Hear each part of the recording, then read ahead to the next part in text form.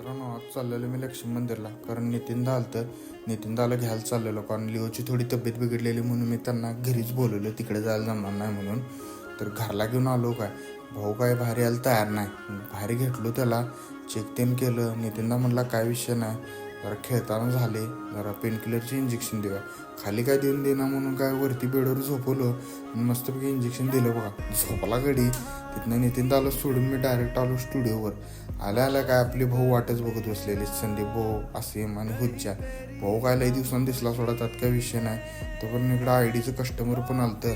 म्हटलं ID चं customer करून घेऊया. ID चं कस्टमर करून काय तिथनं मी लगेच निघालो घरी. म्हटलं जरा जाऊया, भाऊ कसा आहे बघूया म्हटलं. आणि तसं जेवण पण मला जायचं होतं, आणि भावाला असं बघितल्यावर तवा कुठे जीव आला बघा. तिथनं जेवण ते आवरून मी आलो डायरेक्ट स्टुडिओवर. प्रतीक भाऊ पण आलतं आणि इकडं आपली गँग पण आलती. सुशांतदा काय आपल्याला सोडून जाऊन ट्रिपला आलती, व्हिडिओ दाखवाल ती